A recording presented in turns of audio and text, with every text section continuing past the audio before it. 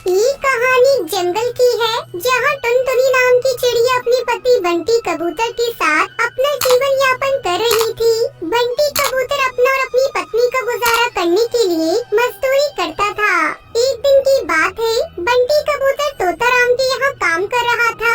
उसे काम करते करते काफी रात हो जाती है और देर तक उसका काम खत्म हो जाता है। अरे आज तो बहुत देर हो गई मुझे काम में। चलो अब घोंसले में जाता हूँ। टुनटुनी मेरी राह देख रही होगी।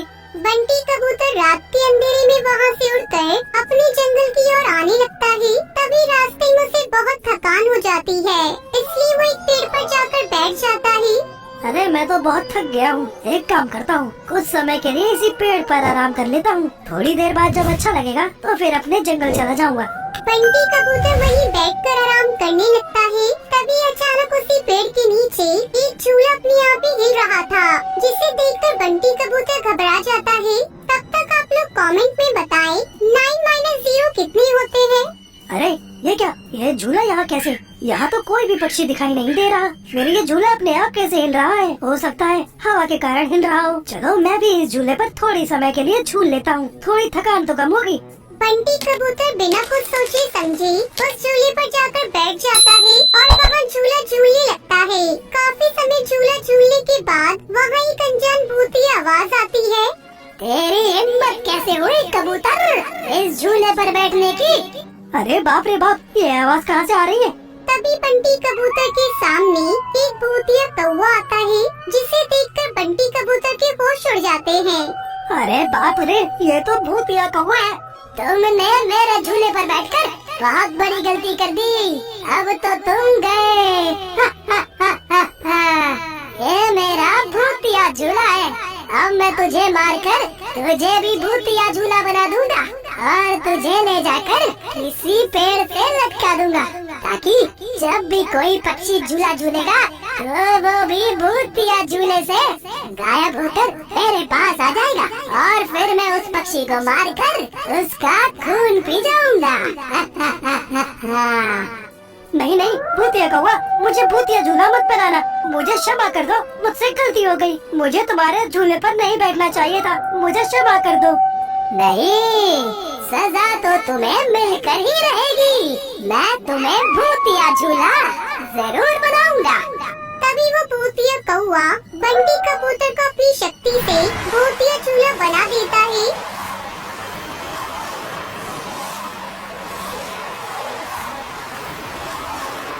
और उस भूतिया झूले को ले जाकर जंगल के एक पेड़ पर लटका देता है। अगले दिन सवेरे, अरे ये बंटी कबूतर अब तक घोंसले में क्यों नहीं आया? रात से सवेरा हो गया पर अब तक उसका कोई पता नहीं। चलो मैं तोताराम के घोंसले में देखती हूँ। दूसरी तरफ जंगल के पक्षी बच्चे जब अनजान झूले को देखते हैं तो उस पर झूला झूलने लगते हैं। उन्हें ये नहीं पता था कि ये झूला भूतिया झूला है। उस झूले पर बैठने के बाद एक एक करके सभी गायब हो जाते हैं। और अगले दिन, अरे ये क्या बबली जी, क्या बकवास लगा रखी है तुमने? झूले से अचानक कोई कैसे गायब हो सकता है? पागल समझा है क्या हमें? अगर तुम्हें मेरी बात का विश्वास नहीं हो रहा तो तुम खुद उस झूले पर बैठकर देख लो। इस झूले पर बैठने के बाद जंगल के कई पक्षी बच्चे गायब हो गए हैं। अच्छा ठीक है, मैं तुम्हें अभी इस झूले पर बैठकर दिखाती हूँ। तभी वहाँ तोताराम और टुनटुनी चिड़िया आते हैं। उनके साथ एक बाबा बास भी थे। बबली कबूतरी और टुनी चिड़िया बाबा और टुनटुनी को उस झूले की पूरी बात विस्तार से बताते हैं, जिसे सुनने के बाद तोताराम और टुनटुनी चिड़िया के होश उड़ जाते हैं। क्या इस झूले में बैठने के बाद पक्षी गायब हो रहे हैं? कहीं बंटी भी तो इस झूले पर बैठने के बाद गायब तो नहीं हो गया? हाँ चिड़िया बहन, हो सकता है। ये झूला बहुत ही अजीब झूला है, पता नहीं ये हमारे जंगल में किसने लगाया। बाबा बाज अपनी शक्ति से उस झूले का रहस्य पता करते हैं। पक्षियों, ये कोई आम झूला नहीं है, बल्कि एक भूतिया झूला है। और टुनटुनी बहन, आपको पता है ये जो झूला है ना, ये आपके पति बंटी कबूतर है, जिसे एक भूतिया कौवा ने झूला बना दिया, और वो भी भूतिया। और जो भी पक्षी इस झूले पे बैठ रहा है ना, वो सीधे उस भूतिया कौवे के पास जा रहा है, जिसे भूतिया कौवा मार के खा रहा है। बाबा पास की बात सुनकर सारे पक्षी दंग रह जाते हैं। क्या मेरे पति भूतिया झूला बन गए हैं? ये कैसे हो सकता है बाबा जी? वो भूतिया कौवा बहुत ही खतरनाक पक्षी है। उसकी शक्ति का सामना करना किसी भी पक्षी के बस की बात नहीं है। बाबा जी, मैं आपके सामने हाथ जोड़ती हूँ। मेरे पति को सही सलामत मेरे पास लेकर आइए ना। मैं आपके पति को तो झूले से ठीक कर दूंगा, पर इस झूले से गायब हुए पक्षियों को वापस नहीं ला सकता, क्योंकि इस भूतिया कौवे ने पक्षियों को जान से मार दिया है। मैं अपनी शक्तियों से आपके पति को वापस पक्षी बना देता हूँ। बाबा बास अपनी शक्ति से उस बंटी कबूतर को झूले से वापस पक्षी बना देता है। इस तरह बाबा बास की वजह से वो भूतिया झूला भी खत्म हो गया और बंटी कबूतर भी सही सलामत वापस आ गया। पर बाबा बास ने उस भूतिया कौवे का सर्वनाश नहीं किया, क्योंकि वो शक्तिशाली पक्षी था। उसे पकड़ना इतना आसान नहीं था। पर बाबा बास ने पूरे जंगल में चारों ओर अपनी मंत्र से एक रेखा खींचती थी, जिसके बाद वो भूतिया कौवा कभी उस जंगल में नहीं आ सकता था। न ही उसकी कोई भूतिया शक्ति इस जंगल में प्रवेश कर पाएगी। ये सब करने के बाद बाबा बास वहाँ से चले जाते हैं और सब पक्षी खुशी खुशी रहने लगते हैं। ये कहानी टूटी फूटी घोंसले में रह रही दो अनाथ चिड़िया भाई बहन की है।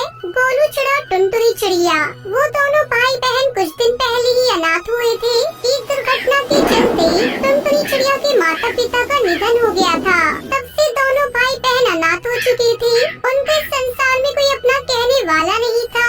अब तक घोंसले में टुनटुनी के माता पिता ने जितना राशन भर रखा था, उतने राशन में ही दोनों भाई बहन अपना गुजारा करने लगी। पर ये राशन जीवन भर तो टिकने वाला नहीं था। एक दिन सवेरे दोनों भाई बहन अपने घोंसले में बैठे हुए थे। टुनटुनी बहन, अब तो हमारे घोंसले का राशन ही खत्म हो गया है। अब हम क्या खाएंगे? हमारा तो इस संसार में कोई भी नहीं रहा। अब तो हम अनाथ कहलाएंगे। गोलू, तुम चिंता ना करो, मैं हूँ ना, मैं तुम्हारा ख्याल रखूंगी। मुझे पता है पिताजी कहाँ कार्य करते थे। आज मैं उसी जगह जाकर वहाँ किसी पक्षी के सामने हाथ जोड़कर विनती करूंगी कि वो मुझे भी पिताजी की तरह कार्य पर रखे। अगर मैं वहाँ कार्य करने लग गई तो हमारी सारी समस्या दूर हो जाएगी और फिर हमें भूखे रहने की नौबत नहीं आएगी। पर टुनटुनी बहन, हम तो बहुत छोटे हैं ना, आपको वहाँ कोई भी कार्य नहीं देगा। कोशिश करने में क्या जाता है छोटे, एक बार कोशिश करके देखते हैं। ठीक है बहन, मैं भी आपके साथ चलूँगा। दोनों भाई बहन अपने घोंसले से उड़ते हुए एक घसीटा कौवे के घोंसले में आते हैं, जहाँ टुनटुनी का पिता कार्य करता था। अरे कौन हो तुम दोनों? मालिक, हम टुन्नू चिड़िया के बच्चे हैं। तो मैं क्या करूँ? नाचूं, भौंकूं? यहाँ क्यों आए हो? मालिक, हमारे पिता के जाने के बाद हमारा जीवन बिताना बहुत मुश्किल हो रहा है। हमारे भूखे रहने की नौबत आ गई है। अगर आप मुझे कोई काम दे देंगे तो आपकी बड़ी कृपा होगी। इतनी सी तू है, तुझसे क्या काम होगा? चल भाग यहाँ से। अगर भूख लग रही है ना, तो दोनों भाई बहन मिलकर भीख मांगो जाकर। निकलो यहाँ से।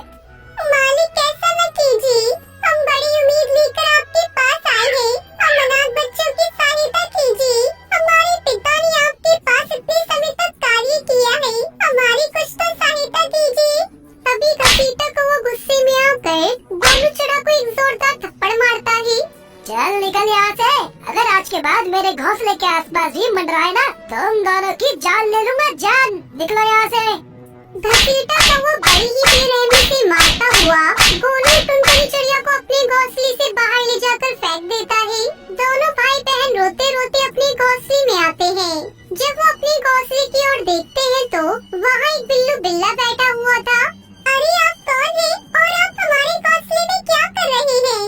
ओए चिड़िया, कौन है तू? ये घोंसला मेरा है और मेरा ही रहेगा। अब तुम दोनों जाओ यहाँ से, वरना दोनों को मारकर जंगल के बाहर वाले दरिया में ले जाकर फेंक दूंगा। अजीब दादागिरी है। टुनटुनी बहन, इस बिल्लू बिल्ला से बहस करने का कोई फायदा नहीं है, वरना ये भी हमें कौवे की तरह पीटेगा। चलिए यहाँ से टुनटुनी बहन। पर छोटी, ये घोंसला तो हमारा है, ना कि इसका। ये जबरदस्ती हमारे घोंसले पे कब्जा करके बैठा है। टुनटुनी बहन, जब भाग्य ही खराब हो ना, तो कुछ अच्छा नहीं होता है। इस समय हमारा भाग्य ही हमारा साथ नहीं दे रहा है। शायद ये हमारे जीवन का सबसे कठिन इम्तिहान है। चलिए टुनटुनी बहन।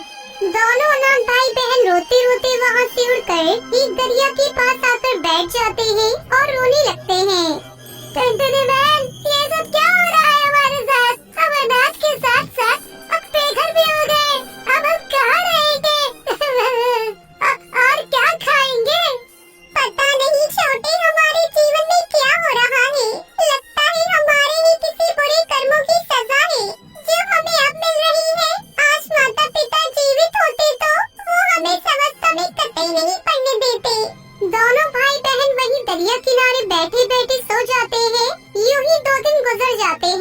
दोनों अनाथ भाई बहन भूखी उसी दरिया के पास रहने लगी। टुनटुनी बहन, मुझे बहुत भूख लग रही है, मुझसे अब नहीं रहा जा रहा, कुछ तो खाने को लाओ ना। 2 दिन में दरिया के आसपास के सभी इलाकों में घूम आई हूँ, पर मुझे यहाँ कुछ खाने को नहीं मिला। अब मैं तुम्हें क्या ला कर दूँ खाने के लिए? मुझसे अब बर्दाश्त नहीं हो रहा है टुनटुनी बहन। आखिर कब तक हम दरिया का पानी पी पी कर अपनी भूख मिटाएंगे? आप यही रखिए टुनटुनी बहन, मैं कुछ खाने के लिए देख कर आता हूँ। नहीं नहीं छोटे, मुझसे दूर ना जा। टुनटुनी बहन, मैं तुरंत बताऊंगा, आप मेरी चिंता मत कीजिए। गोलू चिड़ा धीरे धीरे उड़ते हुए पास वाले इलाके में आता है। भूख के कारण गोलू चिड़ा बहुत कमजोर हो गया था, उससे उड़ा भी नहीं जा रहा था। तभी उसे एक बुलबुल का बच्चा दिखाई देता है जो बढ़िया बढ़िया भोजन खा रहा था। अरे वाह, ये बुलबुल का बच्चा कितना बढ़िया बढ़िया भोजन खा रहा है। मैं चुपके से जाता हूँ और इस बुलबुल के बच्चे से थोड़ा सा भोजन उससे छीन कर लेके भाग जाता हूँ, ताकि मेरी बहन और मेरा पेट भर जाए। गोलू चुपके से उड़ता हुआ जाता है और उस बुलबुल के बच्चे के भोजन से थोड़ा भोजन उठाकर वहाँ से भाग जाता है। टुनटुनी बहन जब ये भोजन देखेगी ना तो बहुत खुश हो जाएगी और इसे खाकर उसे अच्छा लगेगा। गोलू चिड़ा खुशी खुशी उड़ते हुए अपनी बहन के पास आता है। जब वो अपनी बहन के पास उस दरिया किनारे पहुँचता है तो वहाँ का नजारा देखकर उसकी आंखें फटी की फटी रह जाती हैं। वहाँ कुछ चिड़ी पक्षी टुनटुनी चिड़िया को नोच नोच कर खा रही थी। ये क्या कर दिया तुमने? मेरी बहन को मार दिया, छोड़ो उसे, मत खाओ, छोड़ो। अच्छा, तो यहाँ पिल्ला भी है। रंगीले, जा चिड़े को यहाँ पकड़ के ले आ, हम इसे भी खा जाते हैं। ये देखकर गोलू घबरा जाता है और वो वहाँ से तेजी से उड़ता हुआ भागता है। ए चिड़े, कहाँ भागा जा रहा है? अरे रुक जा। अरे बाप रे बाप, ये बात तो मेरे पीछे ही पड़ गया। जल्दी भाग गोलू, वरना ये तो जान से ही मार देगा। ए रुक जा चिड़े, बड़ा ही तेज भागा जा रहा है, इसे तो मैं आज पकड़ के ही रहूँगा। गोलू चिड़ा उड़ते उड़ते अपने घर पहुंच जाता है, जहां बिल्लू बिल्ला ने कब्जा कर रखा था। वो सीधा घर में घुस जाता है। ए चिड़े, बाहर निकल, आज तो मैं तुझे नहीं छोड़ूंगा। तभी वहाँ बिल्लू बिल्ला आता है और रंगीला बाज पर हमला कर देता है। दोनों में भीषण लड़ाई होती है और दोनों मर जाते हैं। कुछ देर बाद टुनटुनी चिड़िया भी किसी तरह अपनी जान बचाकर वहाँ आ जाती है। इस तरह गोलू चिड़ा को अपना घर वापस मिल जाता है और दोनों वहीं रहने लगते हैं। तो दोस्तों, इस कहानी से हमें शिक्षा मिलती है कि